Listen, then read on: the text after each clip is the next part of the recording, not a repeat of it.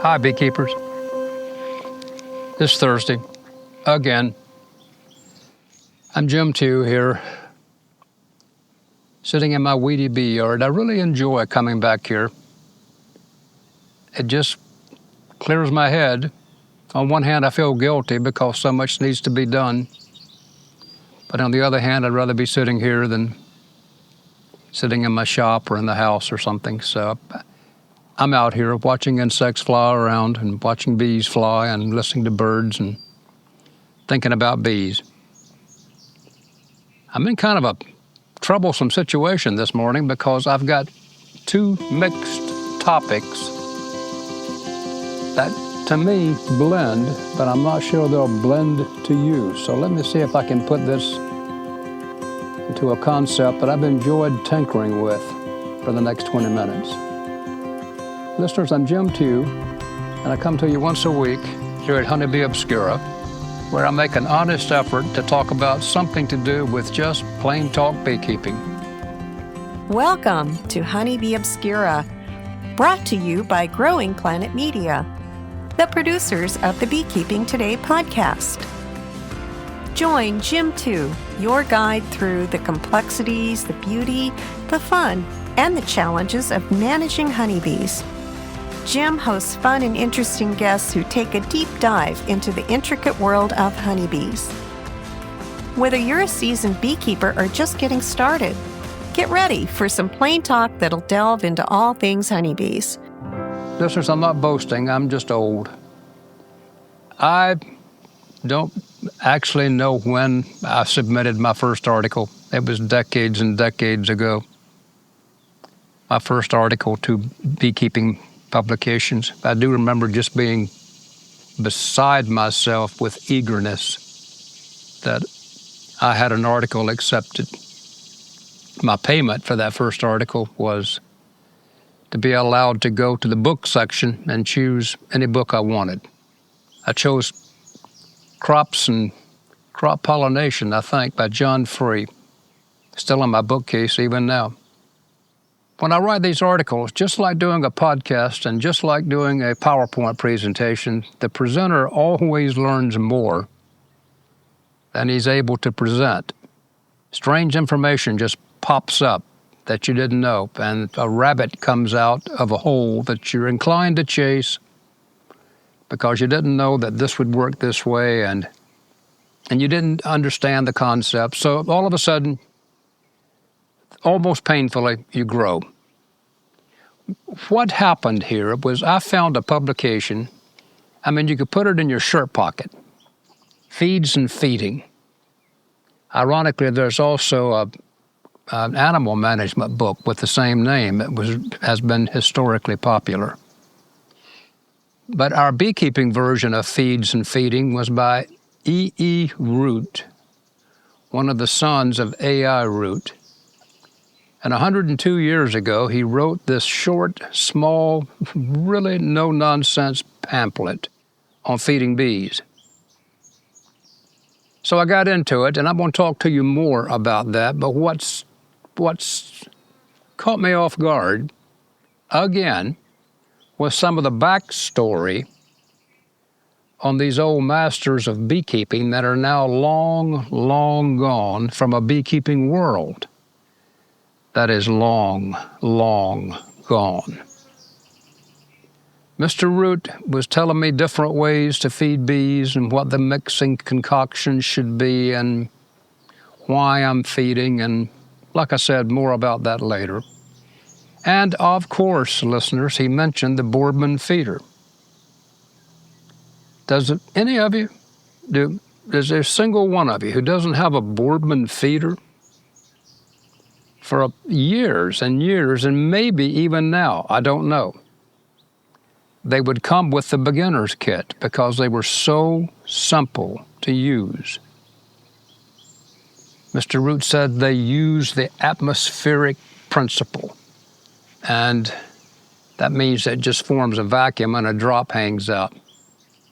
Should I be embarrassed to tell you that I thought that a Boardman feeder somehow had that name because it went on the bottom board? No, I was wrong. And when you look at it, a Boardman feeder, Bordman, why would that have any reference to the bottom board? So really that never held water, but it was just the best idea that I could come up with. Actually, Boardman, of course, was a man. Hiram R. Boardman quietly made a simple gadget that most of us, 125 years later, still have in our beekeeping repertoire. There's only, I bet you, just a handful of things that have survived that long. I mean, things like Excelsior covers, all kinds of things have come and gone, but that Boardman feeder, now cheaply made of plastic, is still available right now in essentially every beekeeping catalog.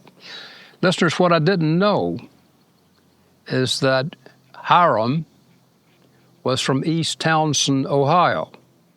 Alabama was not a ground zero type area for beekeeping innovation. They did a lot in the early days with queens and packages, but I don't know of any real significant advances that were made in beekeeping, but that was not Ohio.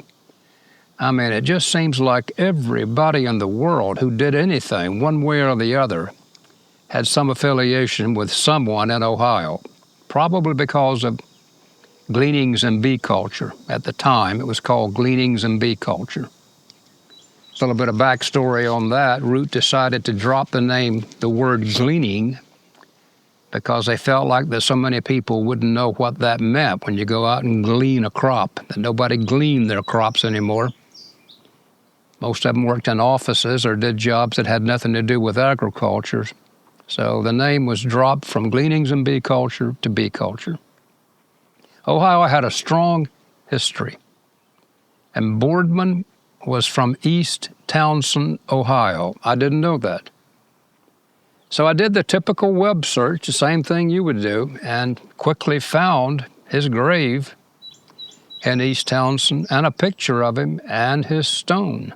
So even though I've already seen a picture of his stone, his headstone, and even though I've seen a photo of him, East Townsend is kind of on the way between where I live and where my daughter lives in Michigan. So you know what I'm going to do? I'm going to stop by there sometime. That sounds kind of macabre, maybe even morbid, but I'm sometimes drawn to the project of finding great master beekeepers' final resting place. I've been to Mr. Kelly's from the Kelly Bee Supply Company in Kentucky. So maybe at some point I'll make it to Medina and go to the city cemetery and find A.I. Root and all his sons. But now I'm really off the subject. That's that rabbit I was telling you about, where something comes up and you go chase a rabbit. I did not know that Mr. Boardman was from Ohio and that his final resting place was so near me, just about a short hour away from where I'm sitting right now in my bee yard is his final resting place.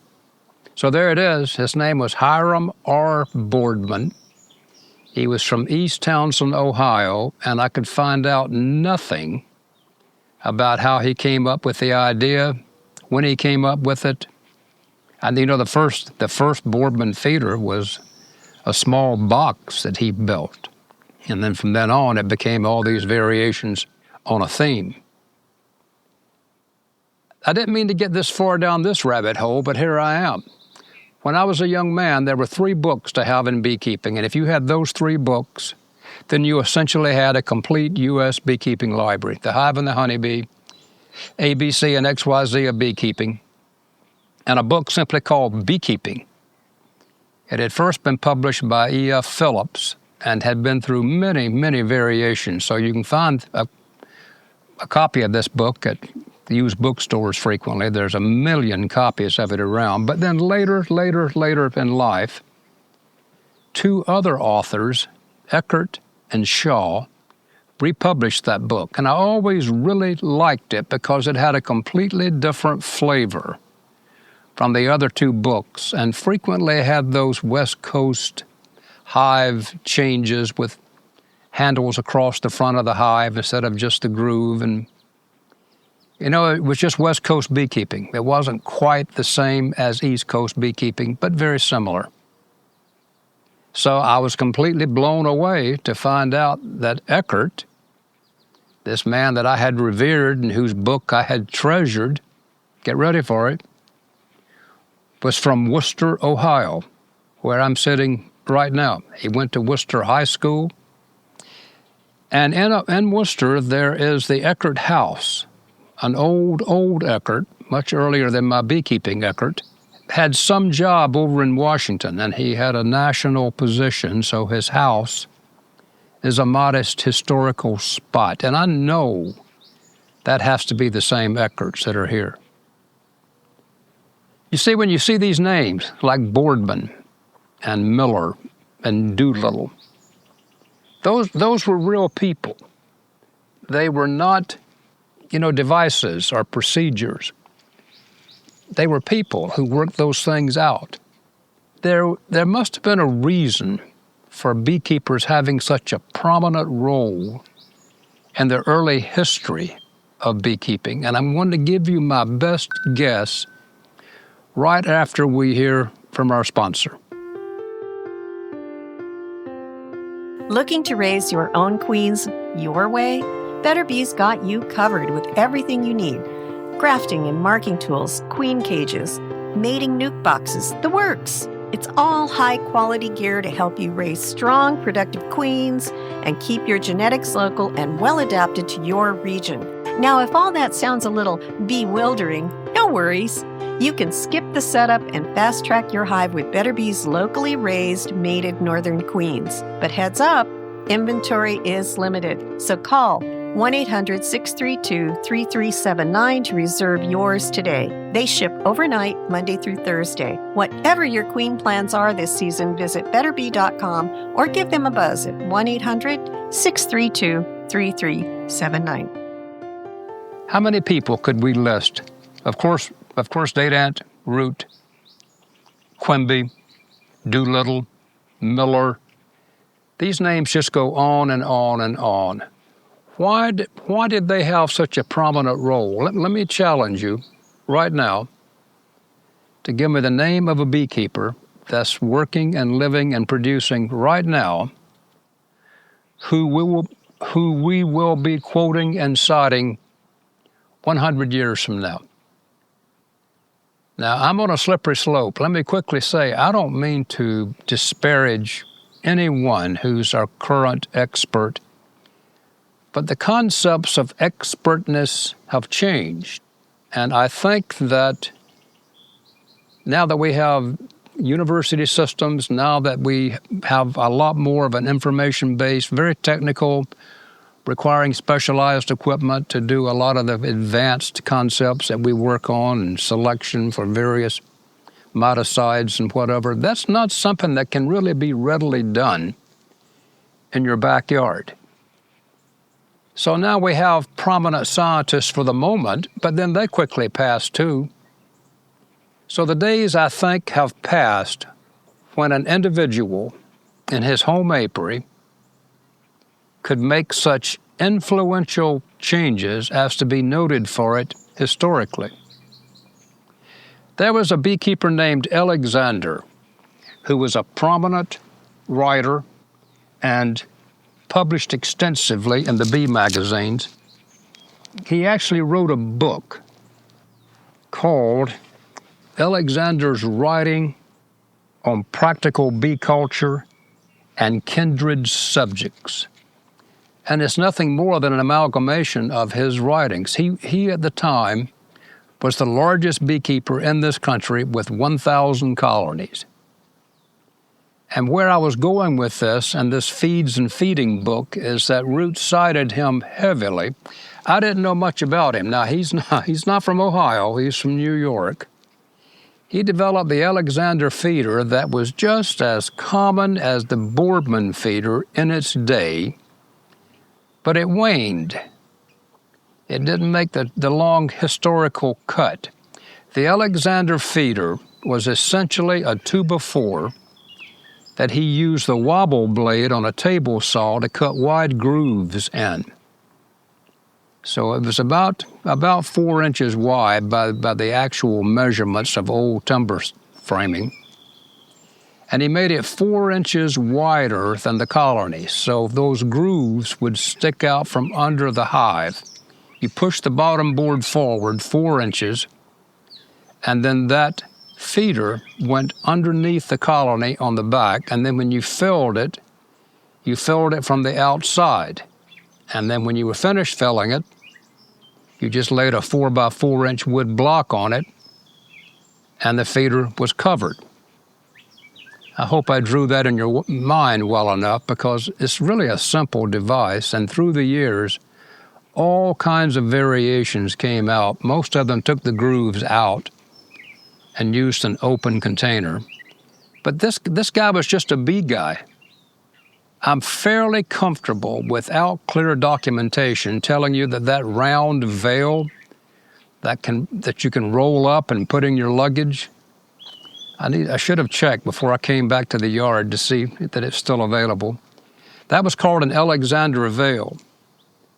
It can't just be an oddity that has the same name as that man's name. So I suspect that not only did he develop a feeder, but he also probably developed that veil. And now here I am in my bee yard talking about Alexander. So my point up till this point has been the profound effect that individuals could have on the future direction of beekeeping by doing nothing more than observing and thinking in their bee yard. And that's much more difficult to do now. We seem to be tinkerers. We keep tweaking old ideas. And occasionally a new idea comes along, like electronic hive measuring devices and apps from my phone. So there are latter-day things with new technology, but most of what we do with this device and that device is just a modification of what someone's always done. Root didn't like the Alexander feeder. He said that it didn't hold enough syrup and the bees took it too quickly, and that it only worked if the hive set dead level flat. Well, this brings up another arena here that I want to discuss, and that's the internecine warfare between these authorities. See, there was no scientific community to review an idea. The idea could only be reviewed in the world of beekeeper use and beekeeper opinion. So when I say that Root didn't like this device, he didn't mention the fact that the Boardman feeder is frequently accused of inciting robbing because of its nearness to the front entrance, and it would lure robbing bees right to the front entrance. So I sometimes read these concerns and complaints with the jaundiced eye, because there was no neutral site to once and for all say you're right and you're wrong. Those days too are gone. We have now a solid, analytically based scientific community that can look at most things, many things, depending on whether or not money is there for research. But more often than not, these people just slugged it out in the literature. And the one that survived is the one who was able to sell the most equipment. You know, even Langstroth never made any money off his beehive patent. He tried to fight it. He tried to insist that people had to buy the rights to manufacture his hive, and he wasn't able to do it. So even though his name will live forever in U.S. beekeeping, he was not a wealthy man because of it. Root had some very practical admonishments in his little publication that I'd never heard before. He wanted you to feed for stimulative feeding to wake the bees up in the spring. He wanted you to feed only the smallest amount and to feed it as slowly as you could. He said that the argument was to wake the bees up from the winter sleep and it was not to provide supplemental feeding. When he was writing this publication 102 years ago, forget corn syrup, forget artificial sweeteners, forget all those things. They're not an option. So this was a very simple book. You used table-grade cane sugar or beet sugar, and you made feed. I've come to the same point. After all these years of keeping bees, I just about don't feed anything other than honey and the comb. Those feeders, if you're having to feed, it's like putting a Band-Aid on a festering wound. You needed something besides a Band-Aid, but feeding is still very common to do, and it's in all the books that you should stimulative feed and you should feed for winter stores. But I have to say that if you're having to feed for winter stores, your bees are in dire straits. I've recently written an article that's not published yet, and I boldly said that if there's a colony in early winter that needs feeding, its destiny is cast, and it's not a rewarding destiny for that colony. And what I've brutally found through the years is to invest time and product, sugar, and energy. All I'm doing is just extending that colony's suffering until it dies during the winter. So my feeling has become, as was supported in this book, that stimulative feeding, supplemental feeding is messy. You risk inciting robbing from the stronger colonies to the weaker colonies. It's hard to do. You've got to do it with regularity. You've got to know when to stop and when to start. I just try to hold back some honey, or I pilfer a frame here and a frame there from other colonies to subsidize what my bees need. Beekeepers, that's just me. You see, when I was half my age, I would have been out with feeders and mixing syrup and heating water and doing all of that. But now more and more, I stand by. I respect the intelligence and the experience of all these people long gone whose legacy lives in the literature and in the writings they may have left. Even though they lived a long time ago, we should make no mistake, a lot of those explorers and experimenters were very clever people. And we stand on their shoulders, all because of a little publication written by one of the roots 102 years ago. Thanks for listening to me.